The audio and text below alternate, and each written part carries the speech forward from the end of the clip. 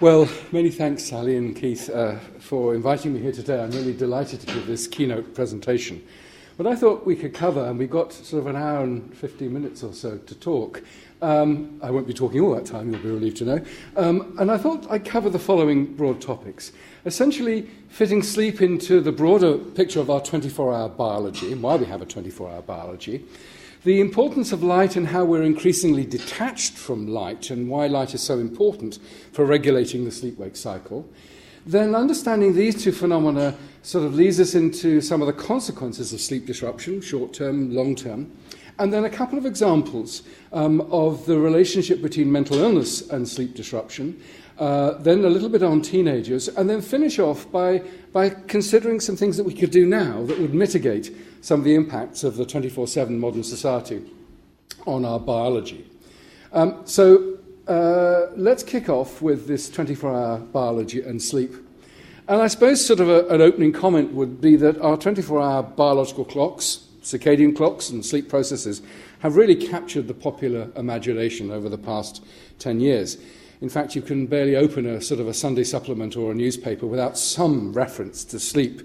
But I have to say that sometimes it's not always helpful, and actually it can be downright bloody misleading. And of course, we've all seen some of the headlines in the red tops. I just thought I'd give you one brief introductory example of my own experiences in this sector. And this was with the Daily Mirror, time to set your body clock. And I was perfectly comfortable with statements such as natural rhythms rule our bodies and dictate the best times for a range of activities. And here's our countdown. And I worked hard with Beth on this article. I have to say that I was far less comfortable with 10 a.m. have a bikini wax, or an injection, or a visit to the dentist, basically anything with an ouch factor. Pain intensity is at its lowest between 8 and 10 a.m., says Professor Russell Foster. And again, in quotation marks, it's not entirely clear why. But it's probably because pain receptors aren't as alert as they are later in the day. Now, I promise you I didn't say that. And I really didn't say 6:30 p.m. heralds the start of 2.5 hours of sex and booze. So if you're feeling a little frisky at the end of this conference, then you know the reason why. And of course, what this nonsense is alluding to is some truly extraordinary, wonderful biology, which I hope to sort of give you some flavour for in the next few minutes. To state the devastatingly obvious, we sit on a planet that revolves once every 24 hours. And that imposes upon all life on Earth, and certainly our species, immense complexity. We have a day-night cycle. And in a sense, in response to this day-night cycle, and Nick is going to follow up with these sorts of arguments and ideas, we've evolved essentially a pattern of sleep and wake, a pattern of sleep and consciousness.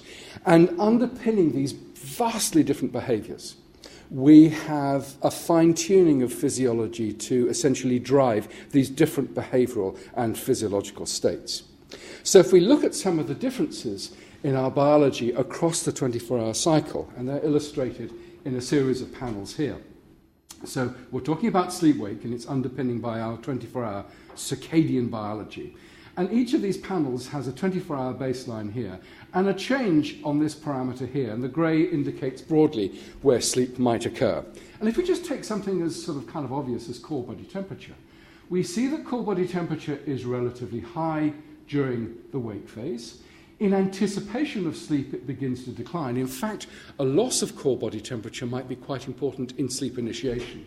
But then in anticipation of increased metabolic demands and increased activity, core body temperature rises in anticipation of wake. And so we see this wonderful fine-tuning of core body temperature aligning to the different demands of the sleep-wake cycle. Now, I should stress that if you or I went to a deep, dark cave, these 24-hour changes in biology would still occur. This is an endogenous, circadian-driven physiology. Now, if we were to exercise, of course, then we can increase core body temperature, but it would be upon this endogenous moving baseline. So here we see core body temperature. Let's look at a range of other parameters.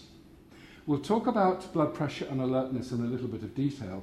I'll draw your attention to growth hormone. Growth hormone is almost exclusively released during the first half of the sleep episodes. Growth hormone, of course, is critical for cellular repair and, of course, growth if you're still growing. And if you don't get sleep, then you hugely truncate this release of growth hormone and therefore the capacity to rebuild some of your cellular processes. The stress hormone cortisol rises in anticipation. And you see this morning peak of cortisol, which is very characteristic, and again, aligned with this increased demand for activity and metabolic rate. And of course, the most obvious of our 24-hour behaviour is sleep, which is what we'll dwell on in some detail shortly. But again, I want to sort of underlie the importance of this 24-hour biology. So our 24-hour biology adjusts or fine-tunes physiology and behaviour to the profound changes associated with the sleep-wake cycle. And this dynamic aspect of our physiology and behaviour has real implications. And before we move to sleep, I just want to sort of flag up some of those implications. So let's look at blood pressure and alertness. So here we see a sort of, again, a representation of our changes in blood pressure. If you're lucky, you're about 130 over 70, but many people have high blood pressure, something like 170 over 100. And where that's a problem is that during this very sharp rise in blood pressure associated with increased demands of delivering oxygen, nutrients to the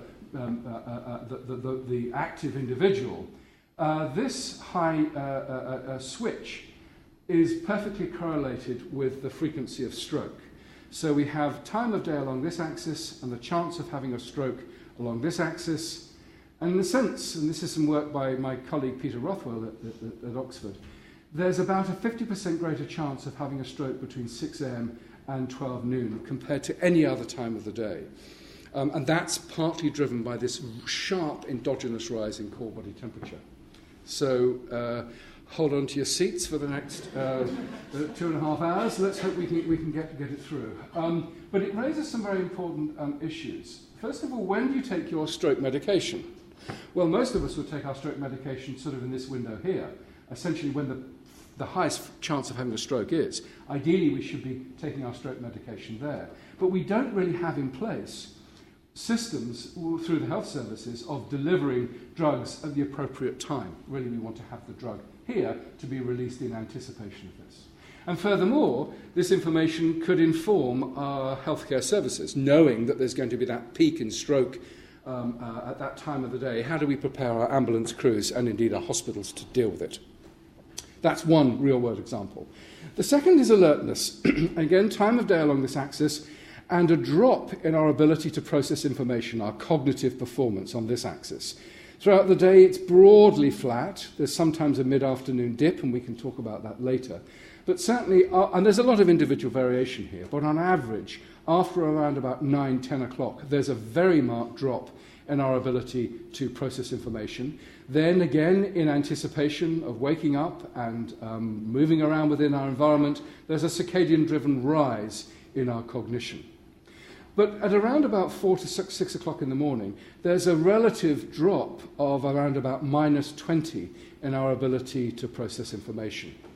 Now, if we place that minus 20 into context, this dotted line here represents the level of cognitive impairment when you're legally drunk.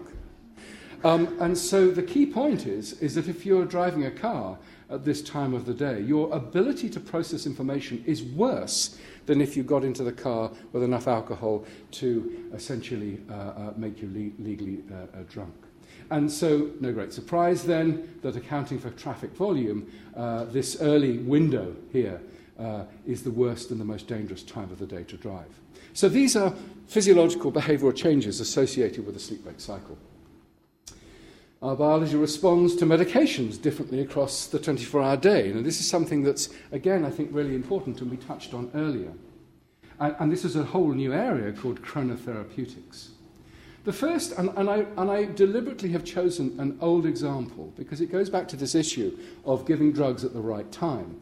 We talked about it within the context of stroke. Here's an example within the context of childhood leukemia. And a relatively small number of children were given this cocktail of anti-cancer drugs, either in the morning or the early evening. And those children that had the drug in the morning had a 2.5-fold higher chance of relapse than those that had it in the evening. And this is a profound difference in time of day. Same drug, different time, big differences. And an even more chilling example, and we go right to the a recent publication of 2016, and this is the impact of whole brain radiotherapy given at different times on overall survival in patients with multiple brain metastases. And the 3 different treatments were 8 a.m. to 11 a.m., 11 a.m. to 2 p.m., or 2 p.m. to 5 p.m. And then survival was looked at over a period of about 36 months. And these are the data. So if you had your treatment at 8 a.m. to 11 a.m., the chances of being alive after 6 months or so would be 0. If you had it 11 a.m. to 2 p.m., the chances of surviving to 24 months, again, would be 0, but there's a significant difference between this window and this window. And if you had it at 2 p.m. to 5 p.m., there's about a 10% chance of still being alive. Same drug, not a drug in this time, this is radiotherapy, same dose, different times having really huge effects upon long-term survival. And I raise this because I want to sort of put the sleep-wake 24-hour biology into a broader context of this dynamic physiology and some of the consequences of this 24-hour biology. Okay, let's now go to the big one and sleep, the most obvious of our 24-hour behaviours. And I think we should put sleep into sort of a daily context. This is some studies from the United States looking at persons between 25 and 54 with children. And on average, about 37% of the total day is at work or commuting to work or from work. Then a range of other leisure and sport, about 10%, household activities, about 4%, eating and drinking, 4%, caring for others, 5%. These are individuals with children. Other stuff, but look at this extraordinary segment here. Sleep on the average day will occupy around about 32% of our time, and across the lifespan that rises to about 36%. So in a sense, we sleep for a prodigious amount of time, and this fact alone should be telling us that something very important is going on whilst we sleep. The problem is we've marginalised sleep. We don't embrace sleep any longer. And I think that our modern societal attitudes towards sleep have arisen in part, but not entirely, because of poor old Thomas Edison. I mean, he was a brilliant man. He was a genius. He didn't invent the light bulb, but he commercialised it. And really for the first time, and I'm sure this is a theme that will be taken up by others, with cheap, safe lighting, we could then really invade the nighttime. And with that ability to occupy the nighttime, we did as a society. And increasingly, we've become a 24/7 society. But in the process of occupying the night, we've marginalized the importance of sleep. And this is a quote from Edison, which is, "Sleep is a criminal waste of time and a heritage from our cave days." And it is extraordinary. It so contradicts the earlier pre-industrial view of sleep. And I know others will take up this theme, but I can't resist a few quotes from Shakespeare. If you think about the plays and the sonnets, "Enjoy the honey-heavy dew of slumber." Just such beautiful words that embrace sleep. "O sleep, O gentle sleep, nature's soft nurse, how have I frighted thee," from the Scottish play. And a contemporary of Shakespeare was Thomas Dekker, and I think this is extraordinary. Dekker said, "Sleep is the golden chain that ties health and our bodies together." And so in a sense, in the pre-industrial era, there was an intuitive regard and an acknowledgement of the importance of sleep that we've lost in the industrial era. And I'm sure I know this is a theme that others will take forward. Okay, so this criminal waste of time.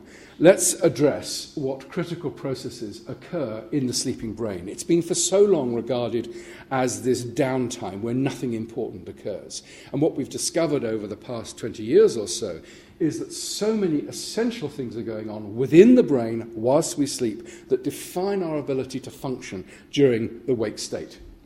Let's look at 3 examples, which is the consolidation and the development of memories, emotional processing, and overall processing of information. It's really important. It's more than just laying down of facts. What the brain is doing, as we'll see, is actually grabbing information and then manipulating it and processing it whilst we're asleep. And let me give you two, I think, wonderful and classic examples. And this is information processing from Jan Born's group in Germany. And this is one of my favourite papers from one of my favourite papers published in 2004. And what Jan did was devise a task. And essentially, it was a problem-solving task. And this is the percentage of people who solved the problem in 3 different conditions. The first condition is that this group here were introduced to the task in the morning, and then they were asked to perform the task in the afternoon. And about 20% could solve the problem. The second group were introduced to the task in the morning, but then they performed it the next afternoon, but they were deprived of sleep. 20% got it. And again, very nicely, Jan controlled for fatigue here. This group were no worse than this group here.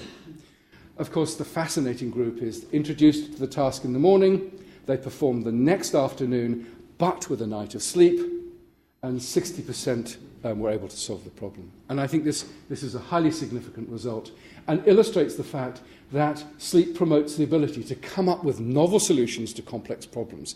And as, again, I think a theme that will develop, our ability to problem solve is probably at its greatest need at this present time, and yet what we're doing is marginalising our wonderful capacity to process and problem solve whilst we're asleep. I just want to also illustrate this particular topic, which is sleep, memory and emotion. And this is from Sickhold's group. And what he had here, and what we've got here, is a normal sleep group, and then one group that was deprived of sleep for one night, and so they hadn't slept for a total of 36 hours. And they were then asked to remember words with a different sort of content, with a positive content, hope, love, joy, happiness, negative content. I'm not going to say Brexit. I'm not going to say Trump, because that would be dreadful. But things like hate, war, crime, that kind of stuff. Neutral. I went back to the paper to check what neutral actually was. Words like cotton. Interesting. I think if you come from Lancashire, cotton would not be a neutral word. But let's look at their ability to remember in the two groups, and we'll lump all of the positive, negative, and neutral together. And you see, as one might expect, that those who were sleep deprived for one night showed a very significant, or a significant reduction in the ability to remember all words. Now let's slice it up on the basis of the sort of content. Neutral, there was a trend to remember fewer neutral words, but it was not significant. Negative, there was a trend to remember fewer negative words, but it was not significant. And this is the most extraordinary part of the data. The failure to remember the positive words was huge and highly statistical. So much of this result here was due to the failure to remember positive words. And I think it reflects the fact that tired brains have this negative salience. They remember the poor stuff, the bad stuff, but not the good stuff. And these are, I think, nice illustrations of some of the processing that's going on within the brain during sleep. But the brain is also regulating a whole mass of other stuff. The removal of waste products from the brain and the rest of the body. The brain regulating growth and repair. We've already touched on growth hormone. The replacing of energy reserves and the rebuilding of metabolic pathways. And this removal of waste products has generated a great deal of interest recently, because what seems to be going on, first shown in mice and now in humans, is that whilst we're asleep, we package up and clear beta amyloid, this misfolded protein, which has been associated with a build-up within the brain and associated with Alzheimer's and dementia. And there was a very nice study from University of Nijmegen fairly recently showing that just one night of disrupted sleep could increase levels of beta amyloid within the cerebral spinal fluid by 6%. So, significant effect. Now, one wouldn't say that poor sleep is causing Alzheimer's or dementia, but one certainly, I think, is fair to say that this disrupted sleep might be a contributing factor in this domain. Okay. So, in view of the amount of time that we spent asleep, that 36%, and the critical physiology that we've touched on whilst we're asleep, it's no great surprise that sleep is the product of an interaction of all the key brain neurotransmitter systems. So no matter which one, whether it's dopamine or acetylcholine, all of these are involved in this sleep-wake cycle at some level. And also, it's not just one structure within the brain, but sleep is a global brain event involving an interaction with the hindbrain, the hypothalamus, the midbrain, and masses of the cortex, all interacting to produce this extraordinary behavior of the sleep-wake cycle. And it gets more complicated than just this immediate interaction. There are really important drivers of this flip-flop between the different states. And those drivers can be summarized as being the influence of the biological clock, the internal clock, another process that is called sleep pressure, or the homeostatic drive for sleep, and then, of course, societal pressures. And let me try and summarize how these processes are interacting with all these multiple neurotransmitters and brain structures. The first is the circadian drive. What's really exciting is that there is a bit of the hypothalamus called the suprachiasmatic nuclei, and it's located way down in the base of the brain. And this is the master clock within the brain. If you don't have an SCN, then the sleep-wake timing processes are completely smashed to bits.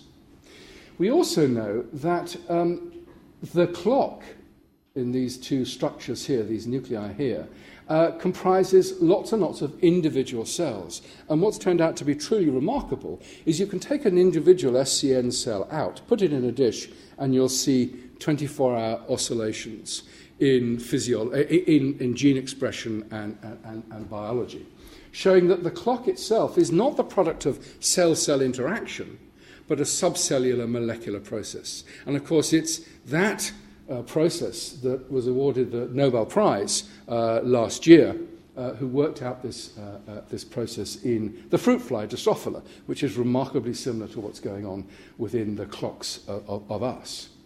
And this internal clock is no use unless it's set to the external world. And for that, you need exposure to the light-dark cycle, which is detected by receptors within the eye that then set this molecular clockwork to the appropriate real time. The classic mismatch between the internal clock and the external world is jet lag. You get over jet lag primarily as a result of exposure to the light-dark cycle. And we'll talk about the importance of light-dark in the next section. But let's just have a quick look at the clock. I just think it's important to sort of be aware of this remarkable biology that's emerged over the past 15, 20 years. If we take the face of the clock off, and here's an individual clock cell, here's the nucleus, we see two key sets of genes, the PER genes and the CRY genes. And they have a regulatory element here in their gene sequence. And this gene sequence is then activated by a couple of proteins called BMAL and clock. And that initiates turning on of those genes, their transcription and their translation into proteins. These proteins then form a complex, and that complex then moves into the nucleus and turns off that drive upon their own genes. So, in a sense, you've then turned off any more production of the message and the proteins. These are then degraded in the cytoplasm, in the complex, and then again in the nucleus. And so you can then once more allow this drive to take place. So what you've got is this essential oscillation of protein production and degradation, which is at the heart of the clock. And the rate at which you turn these genes on, the rate at which you translate them into proteins, the rate at which they move into the nucleus and then inhibit their own genes, the rate at which these proteins are then degraded, essentially constitutes this 24-hour oscillation. Now, what's fascinating within the context of our discussion today is that changes in these clock genes are being linked to particular morning and evening types. So there is a genetic basis to being a morning and evening type. And as one of my colleagues said recently, by their contribution to our genes, our parents are still telling us what time to get up and go to bed. So here we see a normal sleep pattern. Here's the weekends, and this is the duration of sleep, and many people oversleep a little bit at the weekends, but this is kind of normal. Very few actually are normal. There's the delayed owl type, going to bed late, getting up late. and oversleeping hugely at weekends, and we'll talk about that within the context of teenagers. And then what's fascinating is that the morning types getting up perfectly fine, but at the weekends they're being forced to stay up against their biological inclination. So they're the absolute opposite of the evening types. And what's fascinating is that subtle changes in some of those clock genes are being now associated with a slower clock, a delayed sleep-wake type, or a faster clock, a morning type. So genes are important. Okay, we've talked about the biological clock, and it's essentially time-stamping of those critical events within the brain that regulate the sleep-wake cycle. But there's another key timer, which is perhaps the most intuitive part of sleep, which has been called sleep pressure or the sleep homeostat. And in a sense, the longer you've been awake, the greater the need for sleep, the greater the pressure to go to sleep. And these two systems interact. Let me explain how. So let's first of all look at the sleep pressure. We've got the wake-sleep cycle here, and sleepiness is increasing on this axis. So from the moment we wake in the morning, sleepiness is increasing, and it rises to a really quite high sleep pressure in late afternoon, early evening. And then when we fall asleep, this pressure is dissipated. Now, this cycle of sleepiness is then, in a sense, opposed by the clock providing a drive for wakefulness. So let's now look at the action of the clock. In the morning and about now, our sleep pressure is low, hopefully, because you all had a good night of sleep, unless you commuted in from Oxford or something. But the wakefulness drive is sort of in excess of the sleepiness drive, so ideally you're staying awake. And as we go through the day, your sleepiness drive will increase biologically, and hopefully your wakefulness drive will compensate for this increased level of sleep. But as you then approach the sleep state, when you get home tonight, then the wakefulness drive will start to diminish and then initiate sleep, because the sleepiness drive is high and the wakefulness drive is diminishing. And then during sleep, this wakefulness drive is low, but as you approach morning and wake-up time, it kicks in, and so you wake up at some point here when the wakefulness drive exceeds this low level of sleepiness. So you have this wonderful interaction between these two systems. And as we'll see throughout today, societal pressures can hugely disrupt this beautiful alignment of the sleepiness drive and the circadian drive. And indeed, if we consume caffeine in coffee, we actually block the receptors that detect this increase in sleepiness. So you actually feel more alert after a cup of coffee because you're blocking the receptors in the brain that would pick up this drive for sleepiness. And of course, other problems would be light. Light not only sets the clocks to the external world, but light can change alertness. So bright light before we go to bed increases alertness and delays sleep onset. So the societal pressures of the alarm clock and shift work, for example, or getting up early, or caffeine consumption, or indeed abnormal light exposure can all conspire to screw up this alignment of the sleep drive and the circadian drives. Okay. We've talked a bit about light. Let's now drill into light in a bit more detail. So we have an eye, and I stress it is the eye that's regulating the clock. Some of you may remember papers widely broadcast in the press of light behind the knee shifting the clock. You can even buy devices on the BA website whereby you flood your brain with little earplug things with light, which gets over jet lag and sadden things. Absolute nonsense. If you don't have eyes, you can't regulate the sleep-wake timing. Here's an individual who's normally sighted. This is midnight here. And you see this is when they're active, this is when they're asleep, and this is when they're active. And they're broadly aligned to the light-dark cycle. So we would say that this individual is nicely entrained. This individual has no eyes, and we're studying a large population of individuals with Blind Veterans UK who've tragically lost their eyes or have very severe eye damage. And you see that here's the activity here, but it's no longer aligned, and this person is just drifting through time. So the eye is essential in regulating the clock. So here we have a cartoon of the eye and the retina, and we see the critical rods and cones are giving us our sense of vision, the inner retina doing the first layer of processing before the ganglion cells pick up the light-dark information and then via the optic nerve convey this information into the brain. And we asked the question, coming up for 20 years ago now, of how does the retina actually detect the light? The obvious thing, of course, is that it's using the visual cells. But what we were able to show some almost 20 years ago now is that mice with genetic mutations and lesions, which meant that the rods and cones had completely degenerated, were perfectly able to regulate their clock to the light-dark system. It's the eyes, because if you covered the eyes, this ability had gone. And what became clear is that there's another light sensor within the retina, and it's based upon a small number of these ganglion cells. So those cells that form the optic nerve, about 1 in every 100 is directly light sensitive, picking up the light-dark cycle and firing that information off into the master clock within the brain. We show that in mice, and we've also shown that humans are, in this case, just like mice. I couldn't resist just showing these beautiful cells. Here's the cell body and the processes, and these processes are directly light sensitive. And they form this sort of great photosensitive net encompassing the arc of the eye, grabbing light-dark information for the regulation of internal time. I don't even see this, but this is such a beautiful picture of one of these cells and their processes. They are sensitive to blue light, the sort of the blue that you get on a beautiful blue sky day.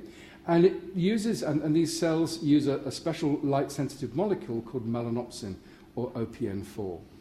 But the point that I want to consider now is, well, how much light do we actually need to regulate internal time?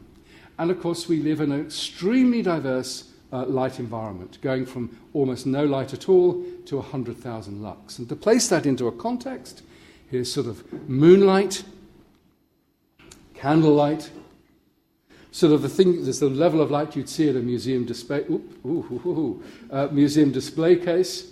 Office light here at about 300 to 400 lux. Near a window, 3,000 lux. Outdoors, 10,000 lux. And full sun, even in Oxford, from time to time, you get up to about 100,000 lux. Now, the receptors responsible for our ability to detect this light are the rods under low light, which give us our black and white vision. The cones giving us our sense of colour. And so under normal sort of domestic office lighted conditions, there's plenty of light for colour vision. But those photosensitive retinal ganglion cells regulating the clock need a lot of light. They're in the 1,000 to 3,000 lux range under normal circumstances. So for much of the time, inside, we're exposed to light levels that will not set the clock to the external world. And that, of course, has important implications, and we'll come on to those in a moment. It is complicated. Certainly, I've stressed intensity. But you can, to some extent, compensate for intensity with duration. So you can just increase the light exposure to hours. You can then sort of compensate for a dimmer light.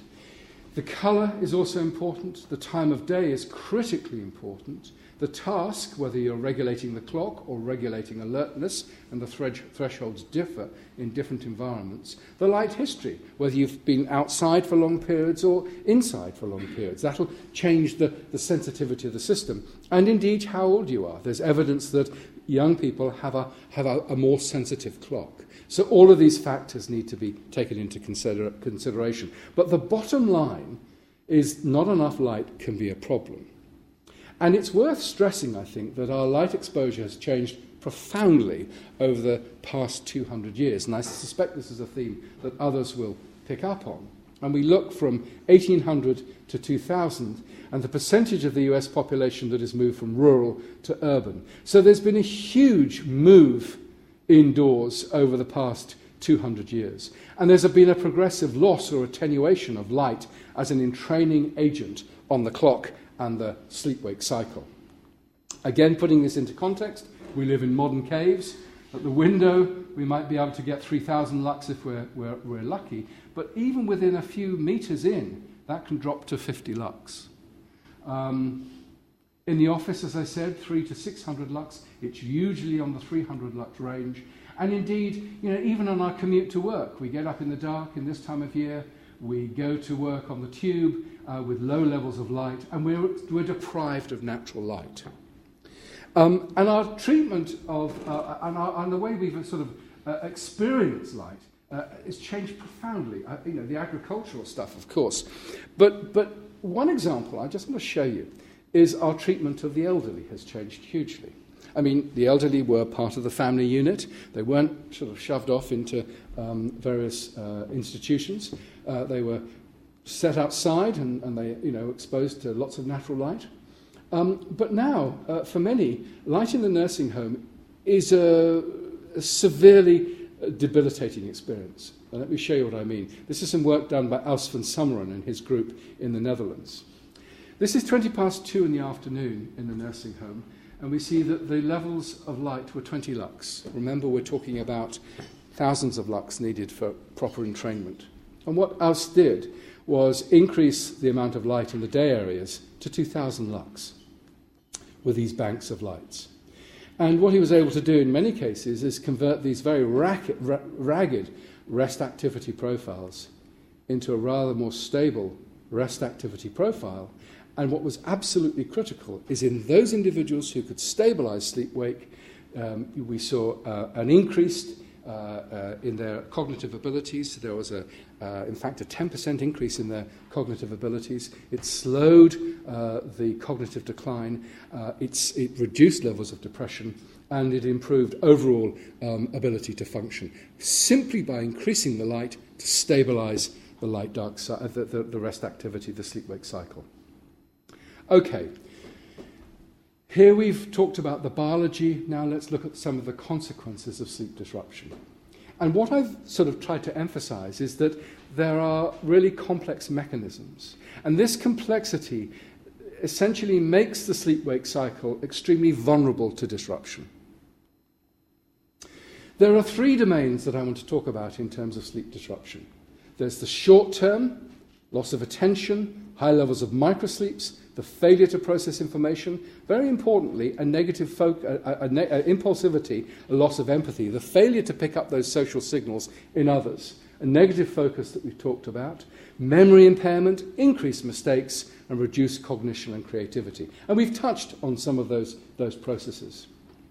The longer term, as we see in night shift workers, and we'll give some examples of this, immune suppression, increased infection, cancer rates, increased cardiovascular disease, risk of diabetes 2, other metabolic abnormalities, and an increased and dependency on the use of stimulants during the day and sedatives at night. And this category here blurs between both short-term and long-term. And then finally, sort of the mental illness vulnerability. If you are vulnerable for developing conditions such as mood instability or anxiety, paranoia, hallucinatory experiences, or if you have bipolar or schizophrenia, sleep-wake can nudge you into the pathological state, and again, we'll touch on that. Let's look at some short-term consequences and the pressures of our 24/7 society. 100,000 crashes every year are related to sleepiness and microsleeps on the American freeway, 100,000 crashes. This is a classic example. This is the 2010 Air India Express, where the pilot was landing and fell asleep in the process of landing, and the plane hit the deck. How do we know he had fallen asleep? Well, you could hear him snoring on the voice recorder in the cockpit. Luckily, this little lad was one of the few survivors of that terrible tragedy. This is an example of essentially the tired brain. It's been sleep deprived for basically 48 hours. This is the rested brain, and you see lots of areas of the brain lighting up whilst performing mathematical tasks. And this is the same individual after the sleep deprivation. And that's the kind of level of activity you see. And you probably can't see it, but you see that little blip of activity. I think it's a wonderful visual demonstration of how the brain changes upon tiredness. And the problem is that tired brains then slide into the use of stimulants, the alarm clock, drives the tired person out of bed. It then seeks out caffeinated drinks, and if it's a really naughty, tired brain, nicotine. And these act as wonderful stimulants. It sort of compensates to some extent for the tiredness. And as we said, the caffeine is masking those receptors that detect that increase in sleep pressure. The problem is that things like caffeine last in the body for 5 to 9 hours, half-life of 5 to 9 hours, which means that the individual who's driven the waking day with stimulants then needs to reverse that at night using sleeping tablets or alcohol. And the key thing is that these are sedatives. They do not provide a biological mimic for sleep. So alcohol in particular can very much interfere with the consolidation of memory and the processing of information. So this is kind of what we expect, and I see Guy, for example, nodding vigorously because I guess this reflects part of your lifestyle, Guy. I'm not sure.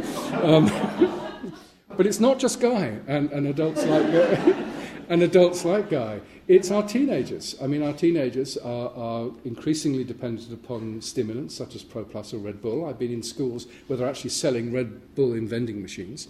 And then are dependent upon over-the-counter antihistamines and Phenergan. I don't know if anybody's ever had Phenergan. It's really effective at knocking me out. I tried it, as you do.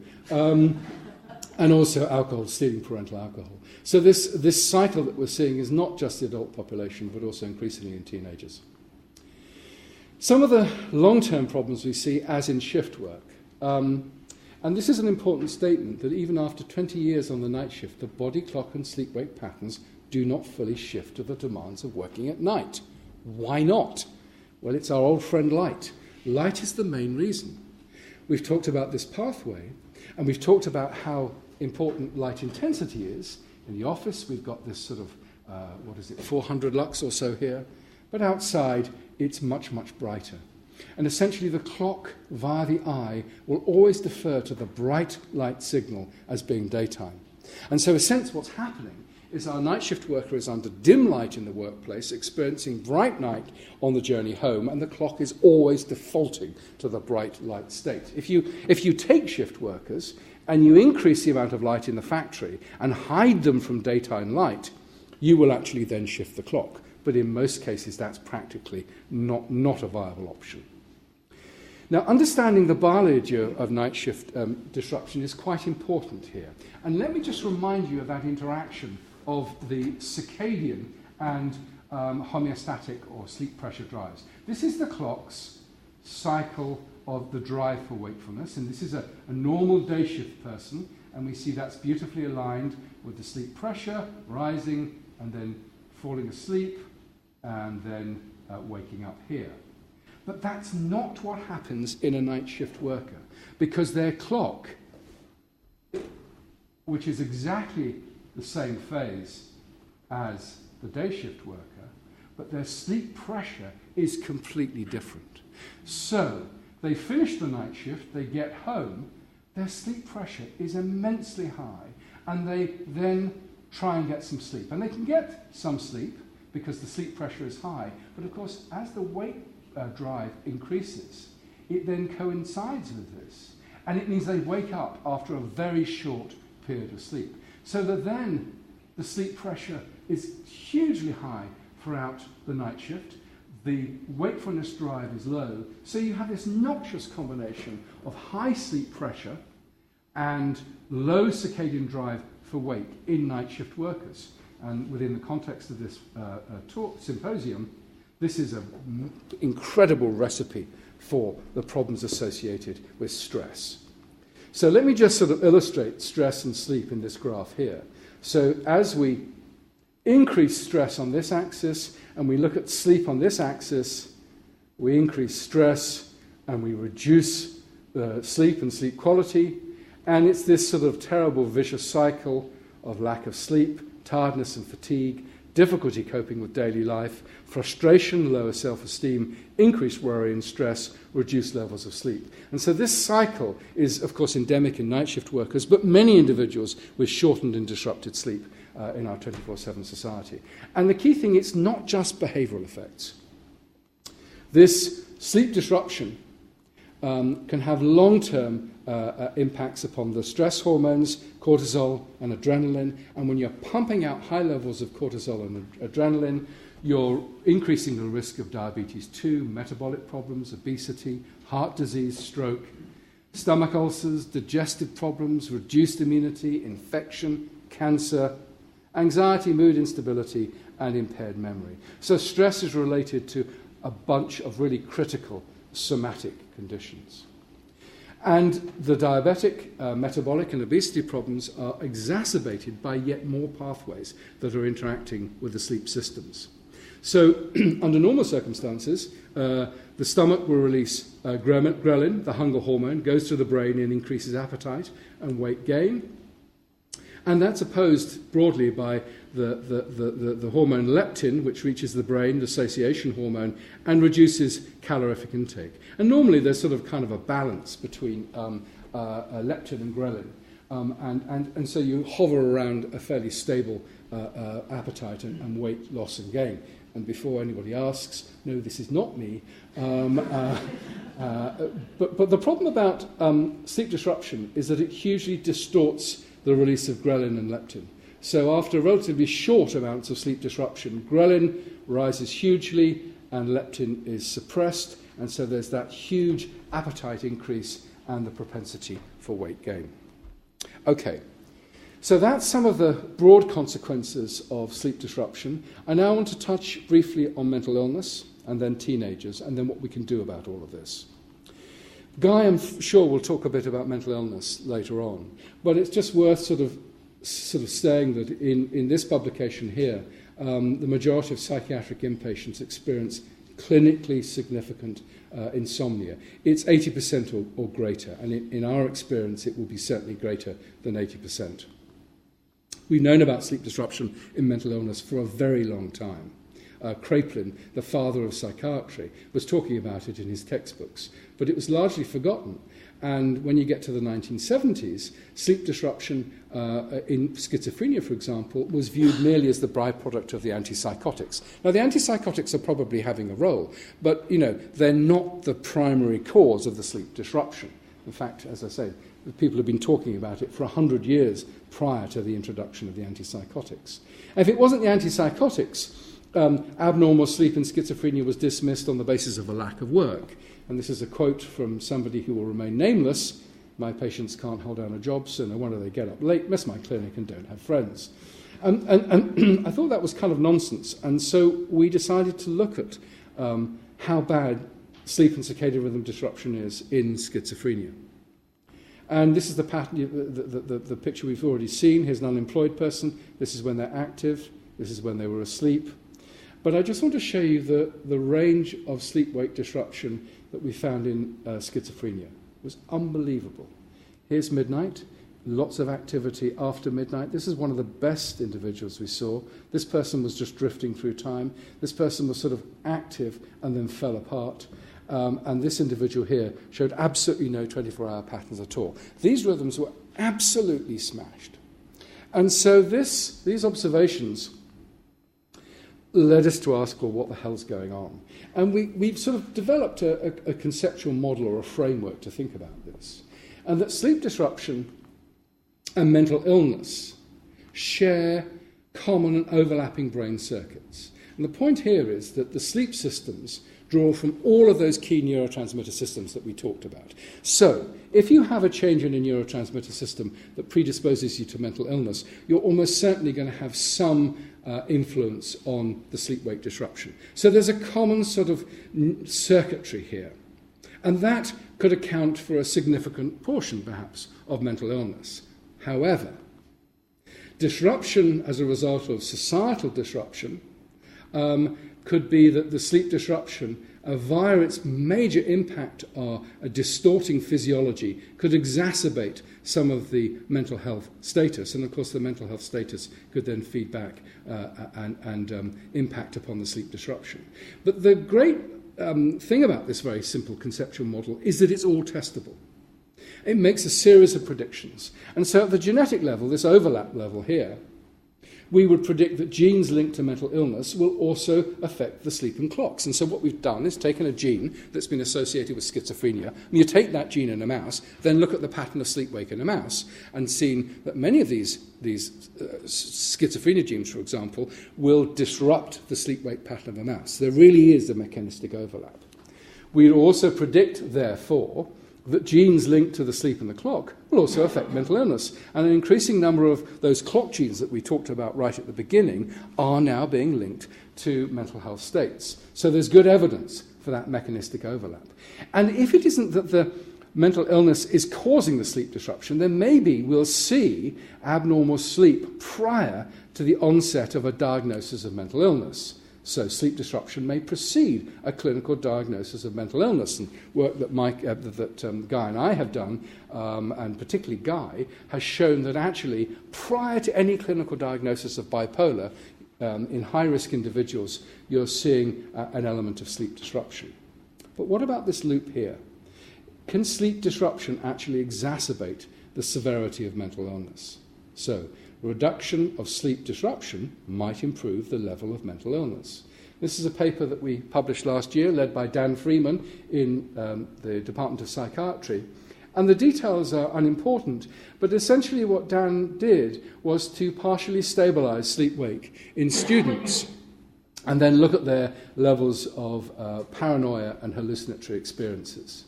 And this is the control group. This is the level of, in this case, paranoia prior to the study, and with the control they had no intervention. And this group here, this is at the beginning of the study, they had an intervention that was partially able to improve their sleep, and what we see is around a 50% reduction in the levels of paranoia. So, and that was also true for hallucinatory experiences. So a key observation here is sleep-wake stabilization can reduce the severity of symptoms of some of these conditions. So I think looking at this model in this way, we're now understanding things about mechanisms. We're thinking of sleep abnormalities as an early detection device to give us an early warning. And if we have early detection, we have the chance of early intervention.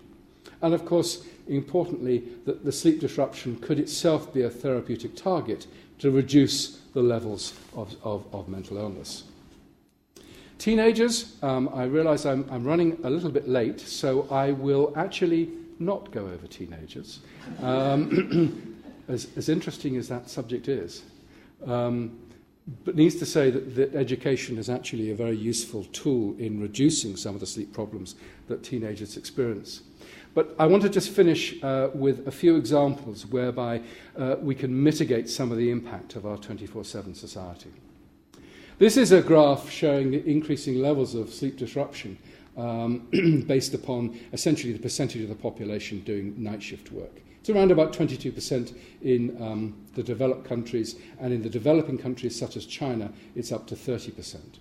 And what's fascinating is that this increase in sleep disruption is beautifully correlated with increased levels of antidepressants, obesity, and diabetes too. And you simply say, well, okay, yes, correlation. There's no evidence of this is part of modern life. There's no causality here. But what's very important is that if you take a mouse and you treat it like a shift worker, and shift its like dark cycle and force it to be active at times when its biology is in a resting state, you develop depressive-like episodes, you develop metabolic abnormalities, and you even find glucose intolerance. So there is a causal link between sleep disruption and some of the phenomena that we've been talking about. And also, I think it's worth drawing your attention to this lovely paper by David Hillman from Western Australia. And I was lucky enough to chat to David earlier this year. And I just draw your attention to this paper. He's looked at the economic cost of sleep disruption to the Australian economy and comes up with a figure of 26.2 billion to the costs of the Australian economy. And the total income of Australia is about 500 billion. The UK would be about 100 billion. And I guess there's no reason to suspect that we're any different from Australia. So it would be something of the order of 50 billion costs to our economy. What can we do? What can we do now to mitigate some of the risk in the home and the workplace? And a few brief examples. So we can think about these different interventions: chronotyping, correct lighting, sleep education, care with the use of digital devices. Let's just go through these very briefly. This is chronotyping. So we talked about the genetic basis to whether you're a morning or an evening person. There's also an influence of age, whether you're young versus old, and also the time of your light exposure. All integrate to make you a morning or an evening or a neutral type. But if you look at the population, this is work from Till Ronneberg, you see this sort of Gaussian distribution, where you have extreme early types here and extreme late types here.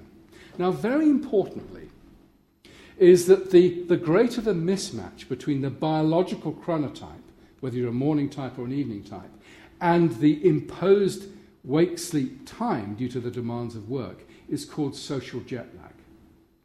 And the greater the social jet lag, or the greater the mismatch between when you want to get out of bed versus when you're driven out of bed by the alarm clock, is associated with poor health. This is Till Ronneberg's work: obesity and diabetes 2, worse mood, increased sleepiness, increased fatigue, increased risk of smoking and alcohol consumption, and heart disease. And Till has calculated that for each hour of social jet lag is associated with an 11% increase in the likelihood of coronary heart disease.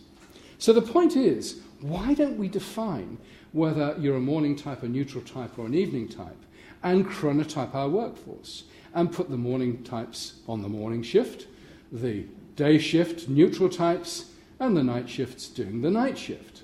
As I say, an owl on the morning shift will suffer much more than a lark. And it's not difficult to chronotype. And I urge you to do a Google on the Munich chronotype questionnaire, and you can find out what chronotype you are. Okay, so we could chronotype our workforce. What about our high-frequency health checks? And here it's all about catching the problems early. As I banged away, night shift workers and in sleep-wake disrupted individuals have increased cardiovascular disease, cancer, obesity, diabetes, all this kind of stuff. And if we just look at cancer, if you detect it early versus late and you look at long-term survivor for breast, prostate, cervical or colorectal, early stage detection is associated with almost 100%, certainly greater than 90% levels of survival. Late stage, is reduced hugely. So we should be giving our workers at higher risk high frequency health checks. The correct lighting. We've banged on about this also, and the need for bright light. This is, I think, a really interesting study showing that the correct lighting in the workplace. So these individuals were exposed from midnight to 6:30 in the morning with either low levels of light or high levels of light.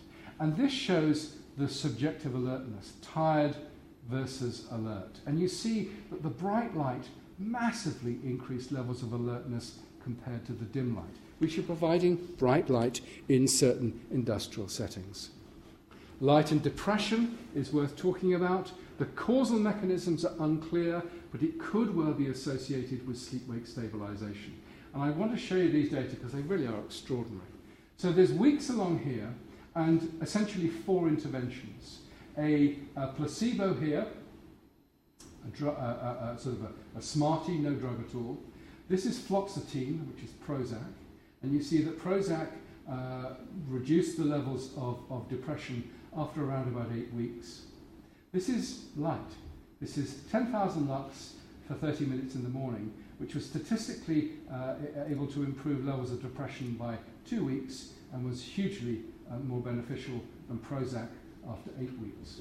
And interestingly, this was light and Prozac combined, and it was additive, suggesting that Prozac and light are operating via different mechanisms. The point is getting the light environment right in the workplace, both for day shift workers and night shift workers. Technology to help vigilance.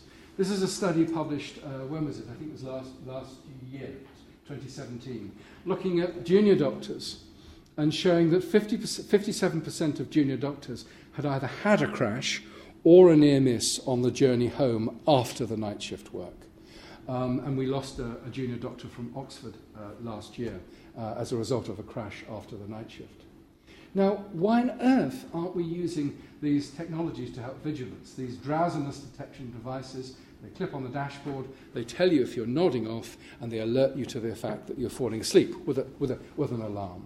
And I think here there's a real duty of care by an employer to provide such devices to those individuals who are vulnerable at falling asleep on the journey home. In Australia, for example, the junior doctors are actually given taxis rides home. We don't do that in the UK. Appropriate nutrition. I'm almost done. We've banged on about all the problems of night shift work. So what are we giving them to eat in the night shift? It couldn't be worse. High sugar, high fat,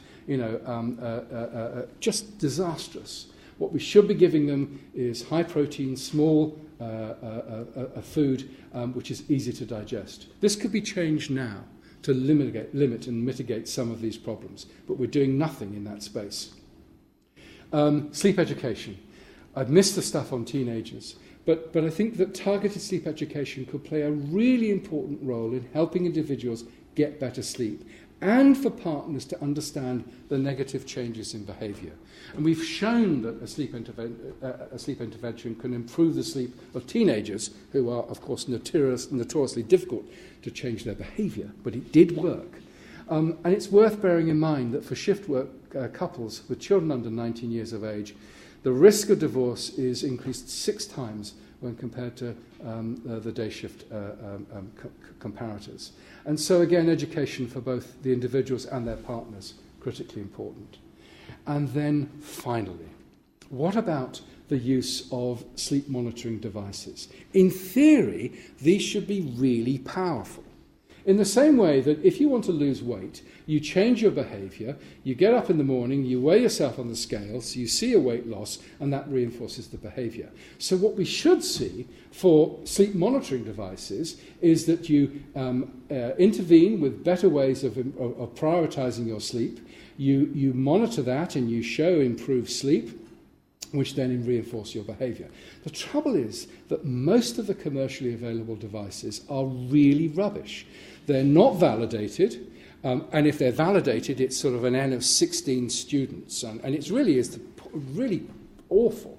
They're deeply misleading. They go on about, slow wave sleep and REM sleep, and indeed the scientific community isn't really clear about the benefit of REM versus non-REM. And we have some pretty good ideas. But people are now coming up to me in public meetings and say, do you believe in slow wave sleep? And I said, yes.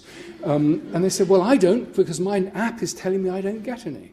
And another person came up to me and said, look, we're doing all we can to improve the slow wave sleep of our junior doctors, but we're failing. So these devices are now causing stress about sleep, which is just madness. And so they're not only inaccurate, but they're stress-inducing.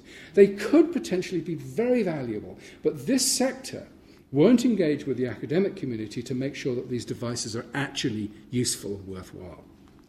Okay, well, I'm sorry, I did overrun. I won't tell you what happened last night, but anyway, I added quite a few slides. But what I'd hope to give you some sense is is introduce the topic, talk about the overall biology of sleep and the complexity of sleep, the importance of light, and understanding this sort of complexity outlines why sleep disruption is so endemic across different sectors of society.